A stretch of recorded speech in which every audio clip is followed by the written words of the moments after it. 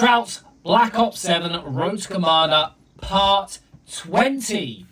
And we're picking up where we left off, talking about the launch maps in this game and kind of like giving my tier list on an order of what I think the best maps are. We obviously did 17 to 10 in the last game. We're doing 9 to 1 in this game. I just want to point out this guy who's Prestige Master that's on my team. Oh my god, this game has been out less than a month. I know there's been quite a bit of like double XP opportunities. He might have a ton of double XP tokens stacked up, but that is crazy work. Like, less than a month this game's been out. He must be just playing this game non-stop. That is crazy work. Fair play to him, but also, wow. I think maybe we should go outside a little bit and touch some grass, because that's just, like, the game is not that fun that you should be doing that fast. Anyway, moving on. Right, number 8, I'm going to put Scar. Like, this map seems to be a bit of a fan favourite, I think. I find it a bit boring at times. Like, it's fine. It's a good layout. It's similar to Warhawk from COD Ghost, if you remember that one. If you look at that map and then you play that map, you'll kind of see what I mean. It suits most playstyles. Good for short range, good for long range. I think short range is maybe a little bit more out of its depth than long range. Good for most modes. I'm not annoyed when I see it come up. Can't kill anyone all of a sudden. Great, I'm gonna get Annihilator. I just think there are much better options. Next at number 7 is Raid. This map comes up way too often in the rotation for me, and this is case in point because this is the second time in a row I'm playing this map. What can I say? It's a solid map. It works for all modes, works for all playstyles. There's loads of little cover spots and routes that you can take to kind of like get by. I don't think any gun or playstyle is really put out of place here. So that's always good when you have maps like that. It's always entertaining. Like, I don't think it's the most fun map I've ever played in my life. And I don't think it's the most entertaining map in this game.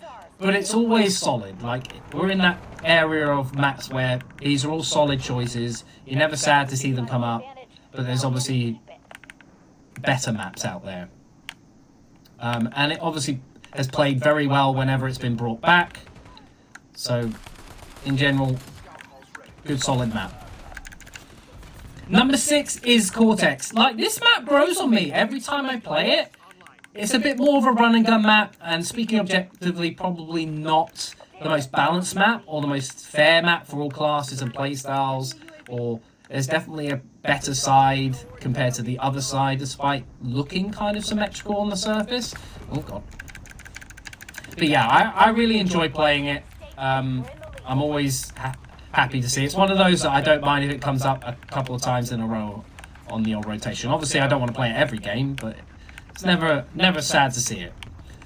Number 5, I'm going to put Homestead. I still don't really know what the hate is for this map. I like it. I like the aesthetic of it. I like the atmosphere. I think it really plays well for a lot of playstyles and a lot of different weapons.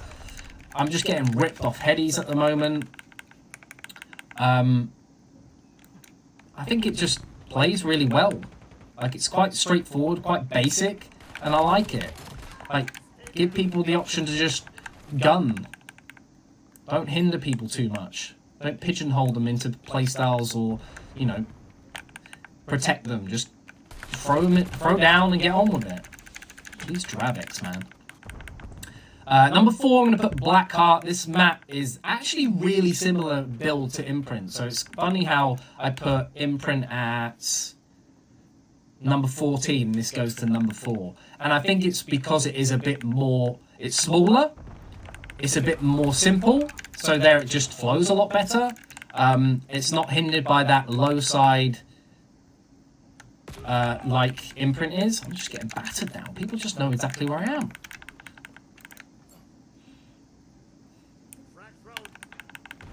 I feel like I'm doing a lot of running around trying to find people, and everyone's just kind of like sitting still. Should we put this drone pod down?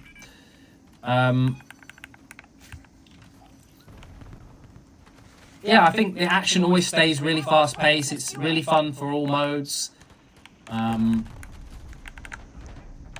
Always nice to see it. Maybe comes up in the rotation a little bit too often, but it's not necessarily a bad thing when you have to play Hijacked and Raid all the time, and Express. Number 3, I'm going to put Flagship. I think it's objectively the most well-built map, because it's so symmetrical, but it's not tiny.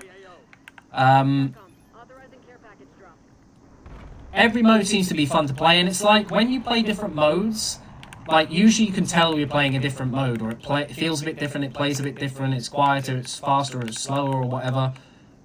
It doesn't feel like that when you play Flagship. It feels like you're playing... It doesn't really matter what mode you're playing, you kind of get similar results, which is always nice. And I say all weapons can thrive there, but without, like, one being dominant, or, like, being given too much of a advantage. Like, the ARs and long-range weapons have good lines of sight, and they have their power positions, but, you know, if they try and navigate through the center of the map, or they try and get up close, they're going to kind of struggle against the submachine guns. And the same goes for the submachine guns and the short-range weapons, where, like, they're going to dominate in those chaotic close quarters areas, but, like, if they go down the long range of sights and try and challenge the power positions, they're probably going to end up on the worst side of the result. So yeah, like that map. Good, solid, symmetrical 3-lane map. Well, sort of 3-lane. I'm actually going to go for a controversial one, which I know not many people like, is Retrieval for number 2. I think objectively it's one of the best built maps, like, speaking purely objectively, not like the objective of the game mode, but just like how it's built up. Classic 3-lane, it's quite common in this game, but I think it, like, when you look at it, it's quite long and quite narrow, so it's quite easy to get from one side to the other. I think every playstyle and weapon works well. I like the way the map clusters the gameplay and the action together. Like, it doesn't spread it out and make it slow-paced despite the size and the way it's made. Lots of different alleyways and avenues to kind of navigate through the map, which is nice. I usually hate snow maps, but this map is nice. It's not too distracting. There aren't things that distract you. I just like the way it's built and the aesthetic of it all. My number 1 map, I'm going to go Colossus, because firstly I love the aesthetic of the map. I like the way it's laid out. It's 3 lanes, but it's got different entry and exit points, fairly symmetrical. I enjoy every mode on that map. I like that it seems small and kind of claustrophobic at times, but it does a really good job of stretching the map out so that people can safely spawn without forcing ridiculous spawn flips. Every weapon and playstyle has its day on that map. Makes really good use of the wall jumping mechanic without being obnoxious. And overall, the number 1 thing for me, I just think it's a fun map. I just play that map and I have a fun time on it every time. So that's my COD Black Ops 7 map rankings for this game from launch. Let me know in the comments what you think are the best maps.